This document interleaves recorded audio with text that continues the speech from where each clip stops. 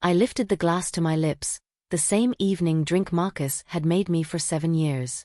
Chamomile tea with honey, our little ritual before bed. But the first sip tasted wrong. Metallic. Bitter. Something off that made my tongue recoil. "Everything okay?" Marcus asked from the doorway, watching me with those dark eyes I'd once found comforting. Now they seemed different. Calculating. "Tastes strange," I managed, setting the cup down.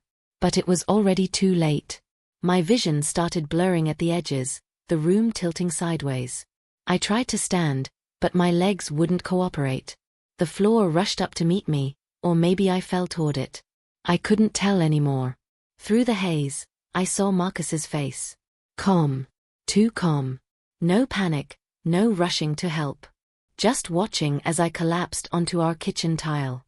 His expression was almost clinical, like he was observing an experiment reaching its expected conclusion. I tried to speak, to ask what was happening, but my mouth wouldn't form words. The last thing I remembered was Marcus pulling out his phone, dialing slowly, and saying in a perfectly measured voice, "I need an ambulance." My wife collapsed. Bright lights burned through my eyelids. Beeping machines created a rhythm I couldn't escape. Hospital. I was in a hospital. My throat felt raw, my body heavy and disconnected. I forced my eyes open to see white ceiling tiles, and 4 in my arm, monitors tracking vitals I couldn't interpret. A doctor stood at my bedside, a woman with kind eyes and graying hair. "Mrs. Harrison, can you hear me?" Her voice was gentle but urgent. I nodded weakly. "We need to ask you some questions. Is there anyone who might have access to your food or drinks? Anyone who could have tampered with what you consumed?" Before I could process the question, Marcus appeared beside her.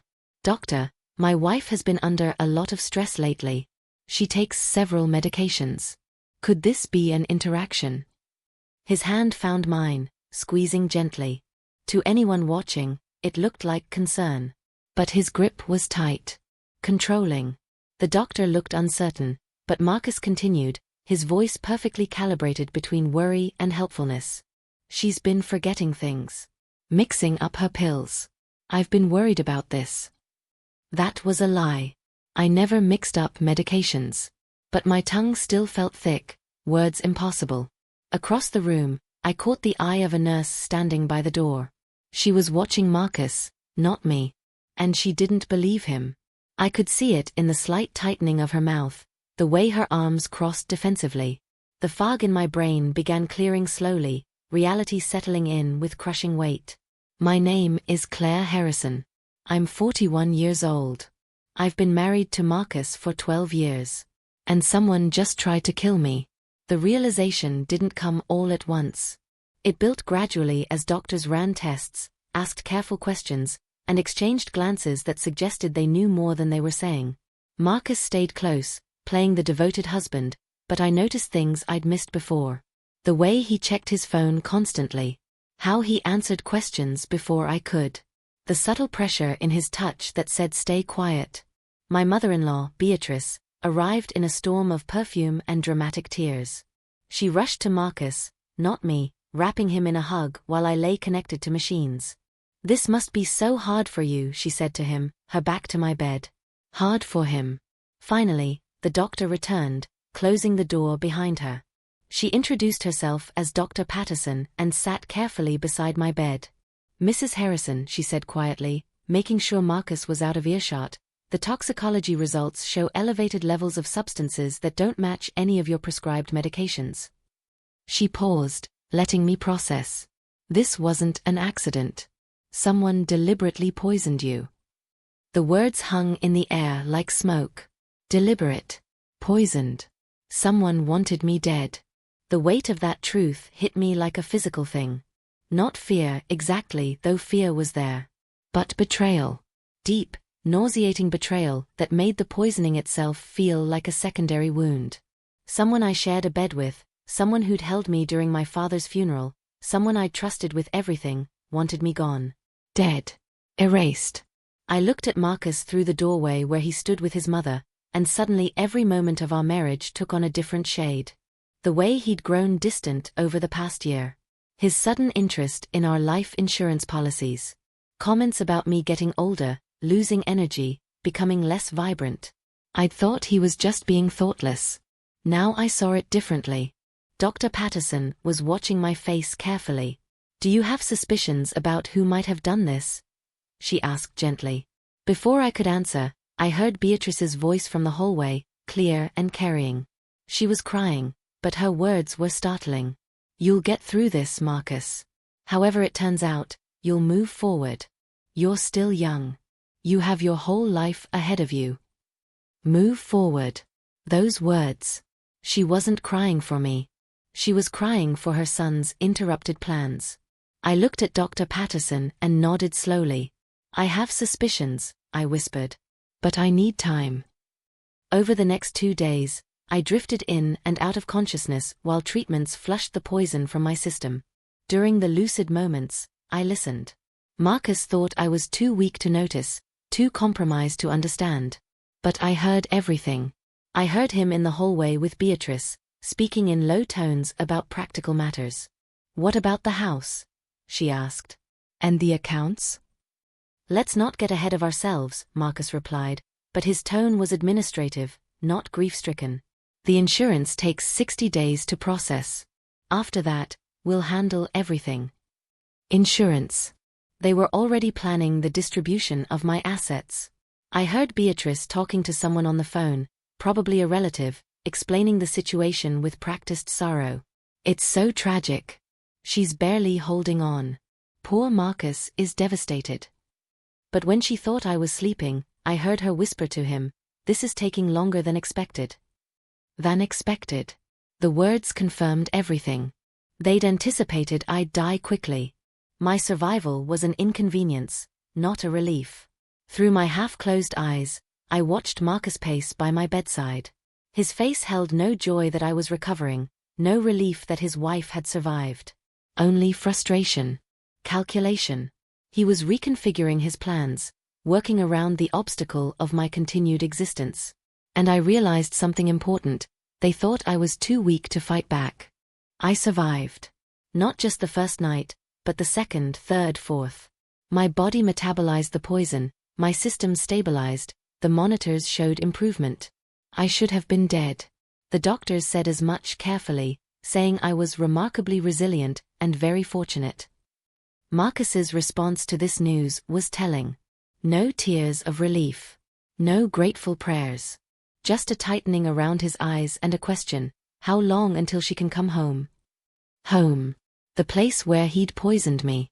The place where I'd be vulnerable again. But I was smarter now. Clearer. So I made a choice. I pretended to be weaker than I was. When nurses asked how I felt, I mumbled about confusion and fatigue. When Marcus visited, I played the grateful, bewildered wife. "I don't understand what happened," I said weakly. "Everything's so foggy." "Don't worry about it," he replied, patting my hand with false tenderness. "The important thing is you're getting better." But I saw the disappointment in his eyes. The frustration that I was recovering at all. A nurse named Angela started spending more time in my room. She'd adjust my four slowly, taking longer than necessary, and I realized she was giving me opportunities to talk privately. "Is there anything you want to tell me?" she asked one afternoon when Marcus had stepped out. I looked at her carefully, weighing trust. Then nodded. "Keep this between us," I whispered. "But I need help." Angela became my quiet ally, though we never spoke openly about what she knew.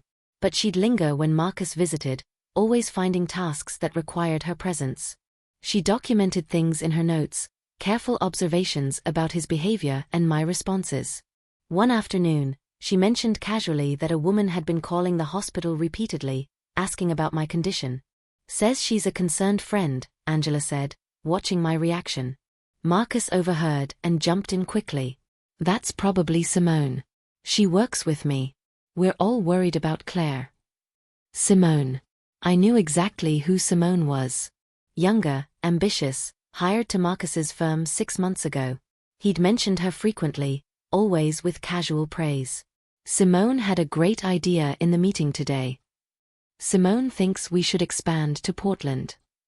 Simone is really going places. I'd thought nothing of it at the time.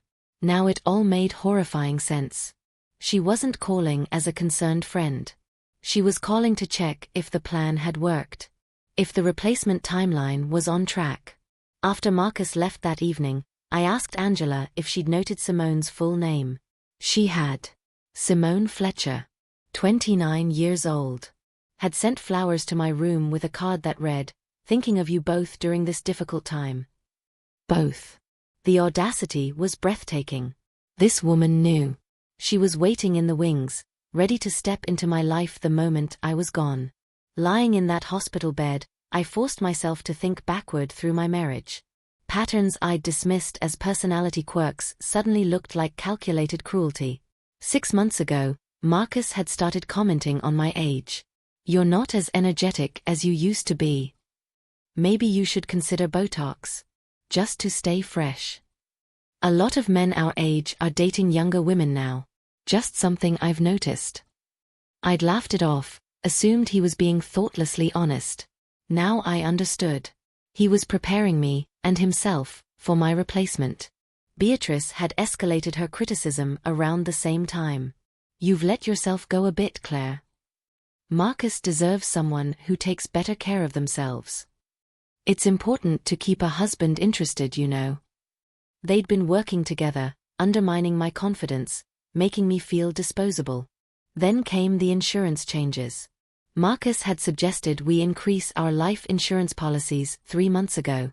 "Just to be smart," he'd said. "We're getting older. We should protect each other." I'd signed the papers without question, trusting him completely. Now I saw it for what it was, preparation. He'd been building toward this moment for months. Maybe longer. The poisoning wasn't impulsive. It was the culmination of a carefully constructed plan. And I'd been so trusting, so naive, so confident in our marriage that I'd missed every single red flag. That realization burned more than the poison ever had. When Dr. Patterson recommended another 2 days of observation, Marcus's mask slipped slightly. "Is that really necessary?" he asked, voice tight. "She seems much better." "Better isn't fully recovered," Dr. Patterson said firmly. "We want to ensure complete metabolic clearance." Marcus forced a smile and agreed, but I saw his jaw clench. Every day I stayed in the hospital was a day his plans stalled.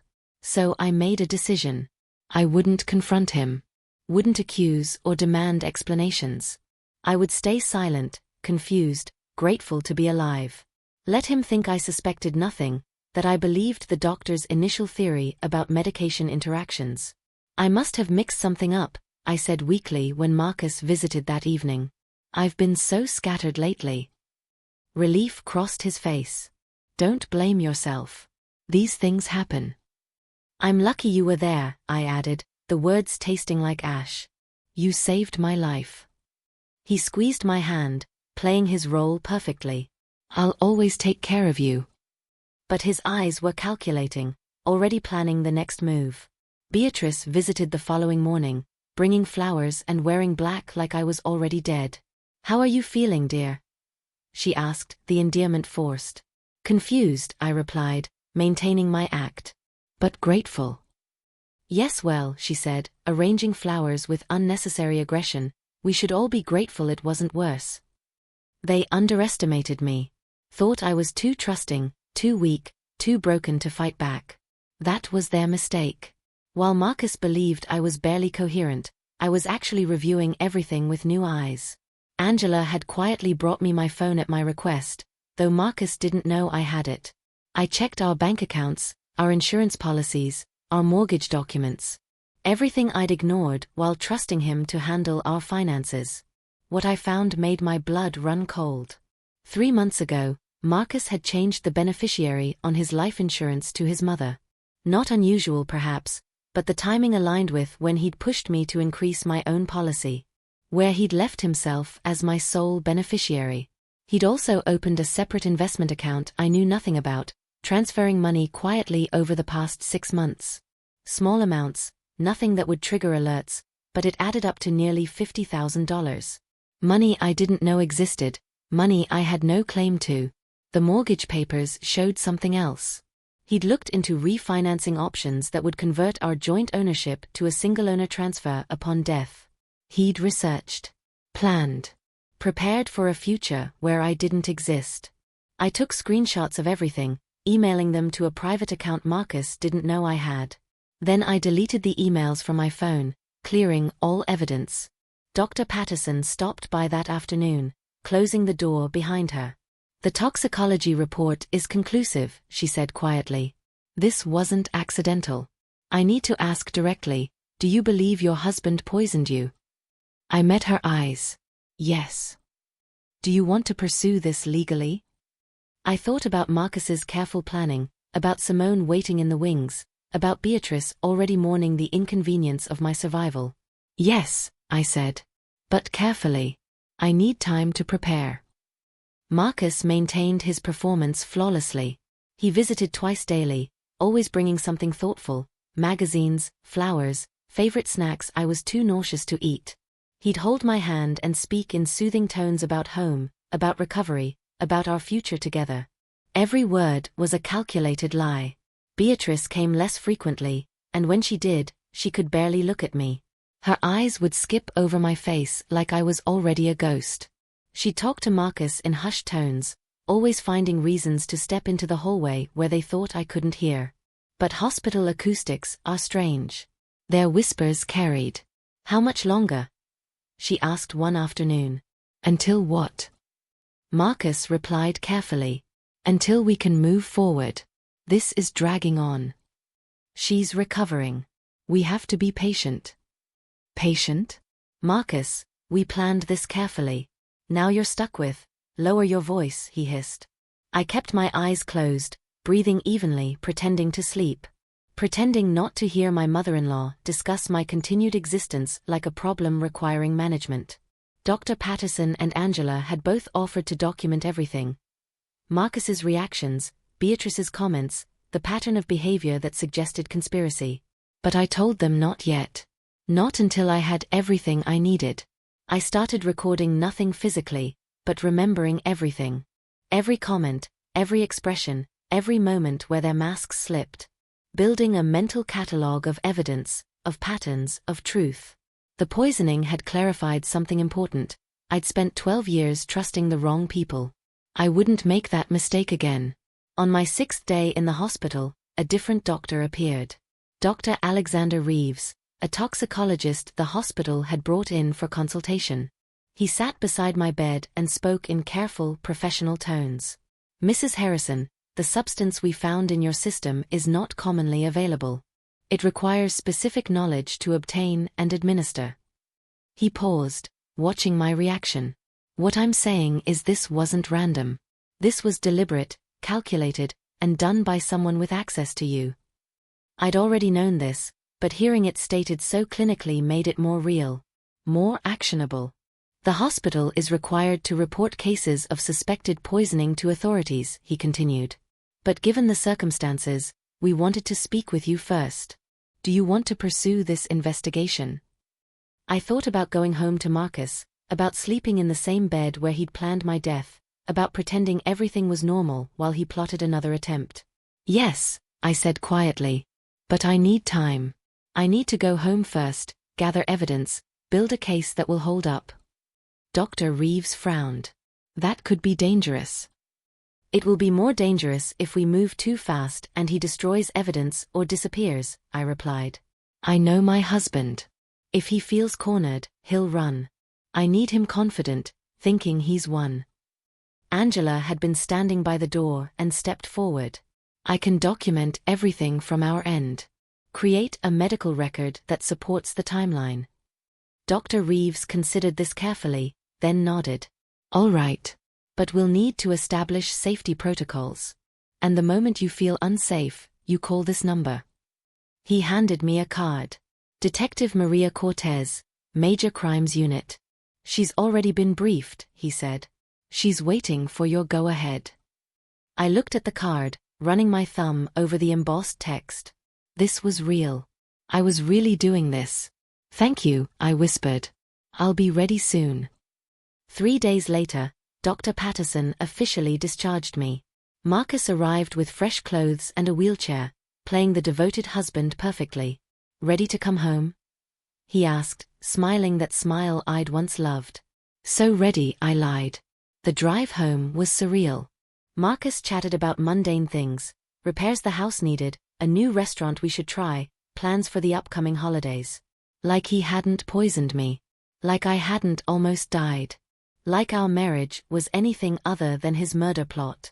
I responded with appropriate sounds, maintaining my role as the recovering wife. Confused, grateful, still weak. We pulled into our driveway, the house looking exactly as it had 10 days ago. Same blue shutters, same garden I'd carefully maintained, same home I'd loved. But now it felt like enemy territory. Marcus helped me inside, and I noticed immediately what was missing. My laptop was gone from the den. The notebook where I kept personal thoughts had disappeared from my nightstand. The filing cabinet in my office had been reorganized, documents I'd carefully arranged now in different order. He'd gone through everything. Deleted, removed, or rearranged anything that might work against him. Making sure that if I had survived with suspicions, I'd have no evidence to support them. But Marcus had made one critical mistake. He assumed I'd been too trusting, too unaware to protect myself before the poisoning. He didn't know about the cloud storage, the private email account, the copies I'd made months ago of our financial documents because I was organized, not suspicious. He'd eliminated evidence that didn't exist, and left the real evidence untouched. That first night home, Marcus was attentive to the point of suffocation. He made dinner, soup, simple and safe, and I watched him prepare every bite. He handed me pills, my actual prescriptions, and stayed while I swallowed them. He helped me to bed, tucked me in like a child, and kissed my forehead. "I'm so glad you're home," he whispered. "I was terrified I'd lost you." I closed my eyes and let him think I believed him. After he left the room, I lay awake listening to the house settle around me. Marcus was in his office, door closed, voice low on the phone. I crept to the hallway, staying in shadows. "It's fine," he was saying. "She doesn't suspect anything. Thinks it was a medication error." A pause. Then, "Soon. Just give it a few weeks. Let things settle." Another pause. "I know. I miss you too. Simone." He was talking to Simone. In our house, while I lay in bed recovering from his attempt to kill me, he was making plans with my replacement. I retreated silently to the bedroom, rage and determination solidifying into something cold and focused. The next morning, while Marcus was at work, I began carefully searching the house. I found more than I expected. Hidden in his office, behind a row of books, I discovered a burner phone. Text messages between Marcus and Simone going back 8 months. Plans, promises, discussions about after Claire. In his desk drawer, I found printouts about untraceable poisons. Research on inheritance laws. Notes about how to stage accidents. He'd kept everything. Probably because he'd been so confident I'd be dead, unable to ever discover his planning. I photographed every page, every message, every piece of damning evidence. Uploaded everything to multiple secure locations. Then put everything back exactly as I'd found it. The most damning evidence came from an unexpected source: Marcus's computer. He'd left it unlocked one morning, confident I was too weak to venture from bed. I found an email folder labeled legal, with correspondence to an attorney. Not our family attorney, but someone specializing in estate law. The emails discussed strategies for contesting a will if I had happened to leave anything to my sister instead of him. They outlined timelines for death benefits, insurance payouts, and property transfers. But the worst was a draft email, never sent, to his mother. "Once this is done, we can finally move forward with the plan we discussed. Simone understands the timing. She's willing to wait the appropriate mourning period before we go public. 6 months should be enough." My hands shook as I read it. They'd planned everything, including how long to wait before Marcus openly replaced me. How long before Simone moved into my house, slept in my bed, lived my life. I found something else too. A joint bank account with Beatrice. Significant deposits from Marcus over the past year, moving our money to his mother for safekeeping. Money I'd earned, saved, contributed to our life together, now hidden where I couldn't touch it. And there were life insurance documents with Beatrice's name on them as secondary beneficiary. If Marcus was implicated in my death, everything went to her. They'd built in backup plans, fail-safes, protections. But they'd assumed I was dead. They'd never considered I'd survive to see their preparations. I downloaded everything to an encrypted drive, made multiple backups, and sent a secure message to Detective Cortez. I have everything you need. Let's move forward. Her response came within minutes. Say when. For 2 weeks, I played the recovering wife. Weak but grateful. Confused but loving. I let Marcus and Beatrice think they were winning, that my survival was just a temporary setback in their plans. Marcus grew more relaxed as I showed no signs of suspicion. He started staying late at work again, and I knew he was with Simone. Beatrice visited occasionally, her discomfort with my continued existence barely concealed, but she maintained the caring mother-in-law act.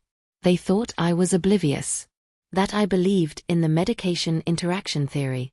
That I trusted them. Meanwhile, I met with Detective Cortez 3 times.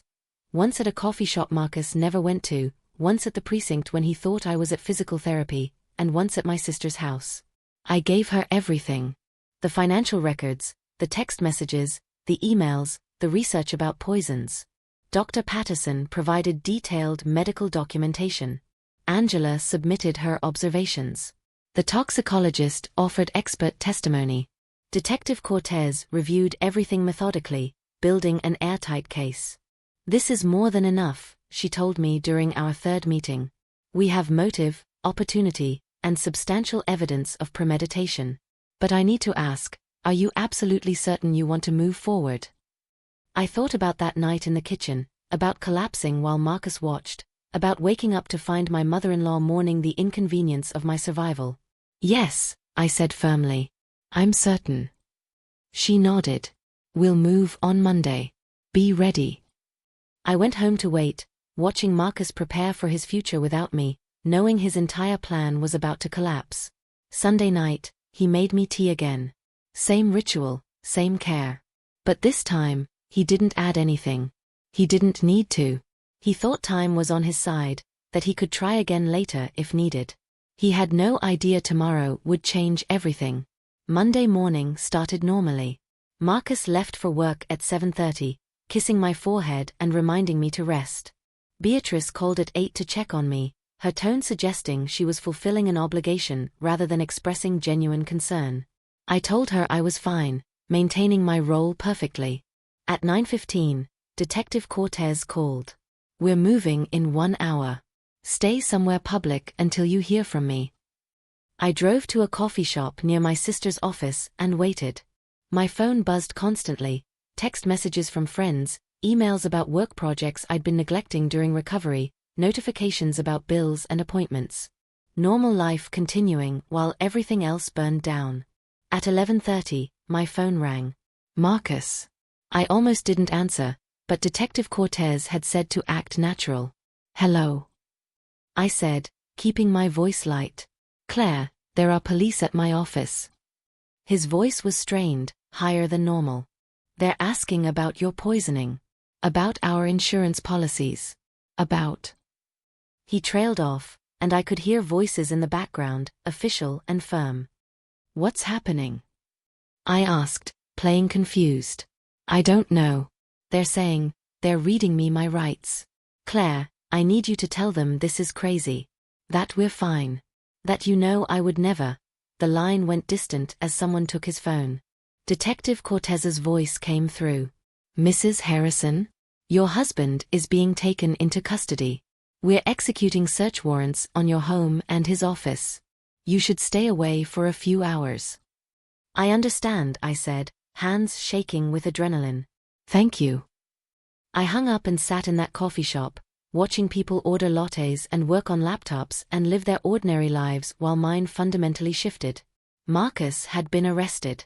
The man who'd poisoned me, who'd planned my death, was being held accountable.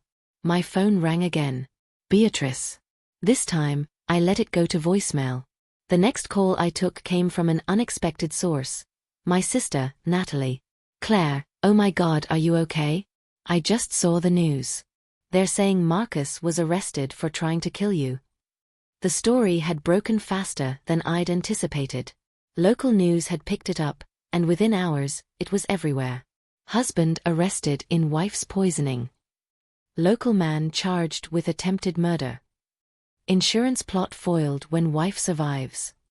I'd wanted privacy, but Detective Cortez had warned me this might happen. High-profile attempted murder cases generated media attention, especially when they involved insurance fraud and affair partners. Marcus's arrest was just the beginning. Within hours, detectives executed search warrants on our home, his office, and his mother's house. They found the burner phone, the research about poisons, the financial records he'd tried to hide. But the piece that truly locked everything into place came from somewhere I never expected. Simone. She'd been brought in for questioning as a potential accomplice. And under pressure, faced with the possibility of conspiracy charges, she talked.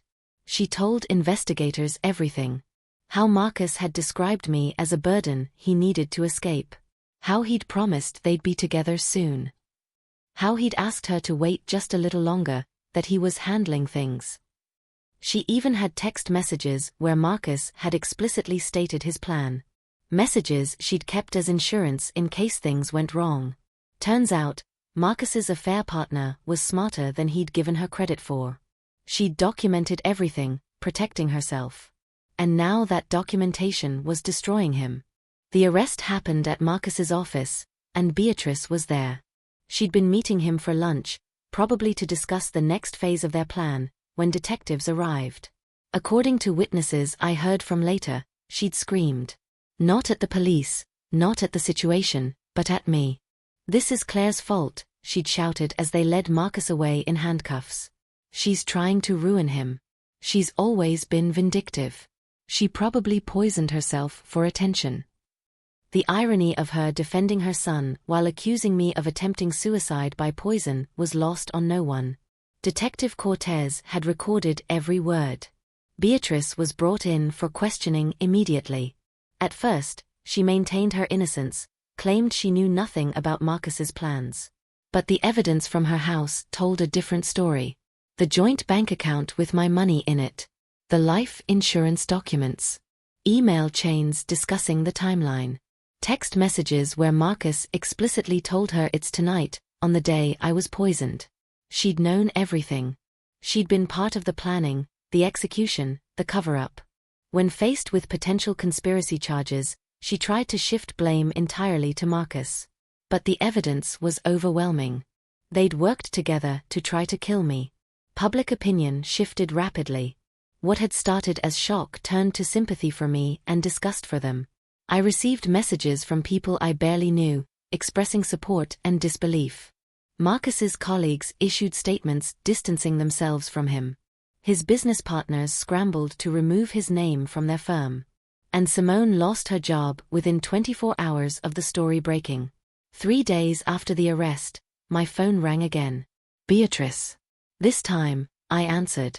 Claire, please. Beatrice's voice was ragged, desperate in a way I'd never heard before. You have to help Marcus. You have to tell them this is a misunderstanding. I sat in my sister's spare bedroom, phone pressed to my ear, listening to the woman who'd helped plan my murder beg for mercy. A misunderstanding? I repeated quietly. Yes. He never meant to really hurt you. He was confused. Under stress. I can explain it to the police, but they need to hear from you first. You need to tell them you don't want to press charges. The audacity was breathtaking. Beatrice, your son poisoned me. He researched untraceable toxins, increased my life insurance, and planned how long to wait before publicly replacing me with his affair partner. You helped him move our money. You discussed timelines. You knew everything. Silence on the other end. Then, you don't understand. Marcus was trying to protect you from embarrassment. He was going to leave you eventually. This was just murder. I finished.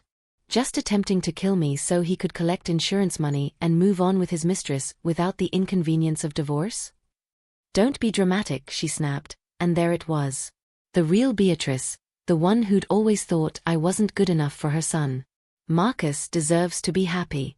You two weren't compatible anymore. He needed someone younger, more vibrant. I was just helping him transition. By killing me. It wasn't supposed to, she stopped, realizing she'd just admitted guilt. Claire, please. He's my son. I can't lose him. If you would just speak to the prosecutor, ask them to reduce the charges. I thought about lying in that hospital bed, about hearing her discuss moving forward, about realizing she'd known all along. No, I said clearly, calmly. No. Beatrice repeated, like she couldn't comprehend the word. I'm not speaking to the prosecutor on your behalf or Marcus's, I continued. I'm not asking for reduced charges or offering forgiveness or helping either of you in any way. You tried to kill me. Both of you. And now you'll face the legal consequences. Claire, be reasonable. I'm being perfectly reasonable, I interrupted. I'm choosing to let the justice system work. I'm choosing to protect myself and ensure you can never hurt me again. That's not revenge. That's survival. Beatrice's voice turned cold.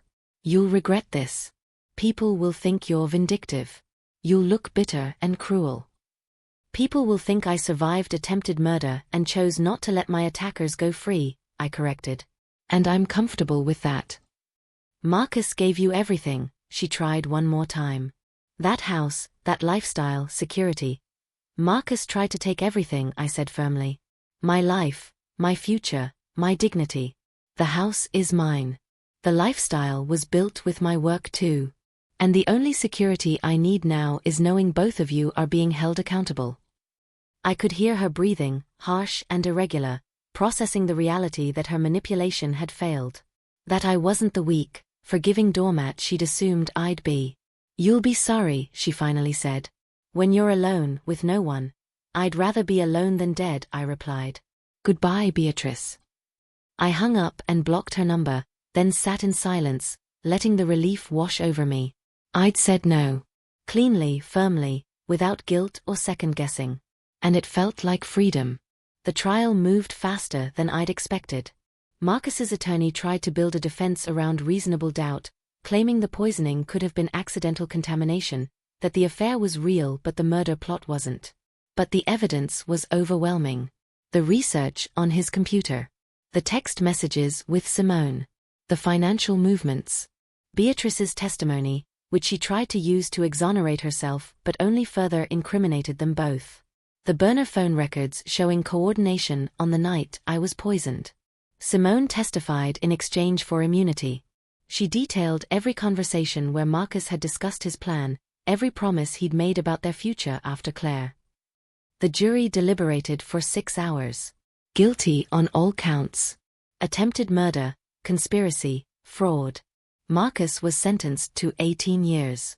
Beatrice, as an accomplice, received 8 years. I sat in that courtroom and watched them led away. Marcus stared at me as he was escorted out, and I saw something in his eyes. Not remorse but disbelief. He still couldn't understand how I'd won. How the wife he'd tried to erase had outlasted his careful plans. Simone lost everything too. Her career was destroyed, her name permanently associated with the case, her future prospects dim. She'd bet on Marcus's plan succeeding and lost spectacularly. I walked out of that courthouse into bright sunlight, my sister beside me, and felt something shift. The weight I'd been carrying, fear, betrayal, the residual trauma of nearly dying, began to lift. Not completely. Recovery would take time. But the immediate danger was over. Marcus could never touch me again. Neither could Beatrice. They tried to erase me, and instead, they'd erased themselves. The months after the trial were strange. I stayed with Natalie at first, not ready to return to the house where I'd been poisoned. Eventually, I went back, but only to pack. I sold the house within 2 months, taking satisfaction in the fact that Marcus had refinanced it hoping to control my share after my death. Instead, I controlled everything. The divorce was finalized quickly. Marcus tried to contest it from prison, claiming he deserved half our assets. His attorney argued that the criminal conviction was separate from marital property division. The judge laughed him out of court. I kept everything. The house proceeds, the retirement accounts, the investments. Marcus had worked so hard to position himself as my sole beneficiary. Instead, he left with nothing. I used some of the money to pay off my sister's mortgage as thanks for her unwavering support. The rest, I invested carefully, building security Marcus could never threaten again. I also finalized something else. A legal name change. Not back to my maiden name, but something entirely new. A fresh start, unconnected to Marcus or the Harrison family. Claire Bennett. It felt like shedding a skin, leaving behind the woman who'd been naive enough to trust a man who planned her murder. The new name was armor and liberation both. Rebuilding took time, but I was patient. I returned to work slowly, grateful for colleagues who'd supported me through the trial. My health improved steadily, the poison's effects fading with each passing month. I started therapy, processing the trauma not just of the poisoning but of the betrayal. Of realizing the man I'd loved had wanted me dead. Of understanding his mother had helped him plan it. Dr. Williams, my therapist, helped me see it clearly. You didn't fail to see red flags, she told me during one session. You saw a partnership where he saw ownership. You saw love where he saw convenience. That's not naivety. That's being a decent person who assumed others operated from the same foundation. I began reclaiming pieces of myself I'd lost during the marriage.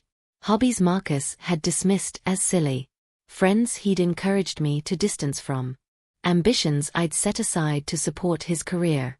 6 months after the trial, I stood in my new apartment, smaller than the house, but entirely mine, and looked at myself in the bathroom mirror. The woman staring back looked different from the one who'd collapsed in her kitchen a year ago. Older, yes, but also stronger, clearer, more certain of her worth. I'd survived attempted murder, gathered evidence while recovering, brought down not just my would-be killer but his accomplice, and I'd rebuilt a life free from their shadow. That woman in the mirror wasn't a victim. She was a survivor. And she was done apologizing for taking up space in a world that had tried to erase her. A year after the poisoning, I received a letter from Marcus. He'd found my forwarding address somehow, and the prison had allowed him to send it. I almost threw it away unopened. But curiosity won out. The letter was 3 pages of self-justification and manipulation. He claimed he'd loved me but felt trapped. That I'd changed, become someone he didn't recognize. That the affair had just happened, that the poisoning had been a moment of weakness he'd regretted immediately. He never quite apologized. Just explained, justified, reframed. Tried to make me understand his perspective, as if understanding would equal forgiveness. At the end, he asked if I'd visit him. Give him a chance to explain in person. I think about you every day, he wrote. About what we had. Maybe someday we can move past this and find peace together. I read it twice, then did something I'd been working toward in therapy. I let it go. Not the trauma, which I'd carry and process for years. But the need for Marcus to understand what he'd done to me. The need for him to truly see me, truly acknowledge the harm. He never would. Men who plan their wives' murders don't suddenly develop empathy in prison. And I didn't need his recognition to heal. I tore up the letter and threw it away, then texted Natalie, "Coffee this weekend?" She responded immediately with a yes and 3 heart emojis. I smiled, looking around my small, safe apartment. This was my life now. Built deliberately, carefully, without anyone's permission or approval. The woman Marcus tried to replace had created something he could never touch. I'd survived not to punish him, the justice system had done that, but to reclaim my life. They'd tried to erase me quietly, to make me disappear without a fight. Instead, I'd walked away loudly, alive, whole, and completely untouchable. And that was the greatest victory of all.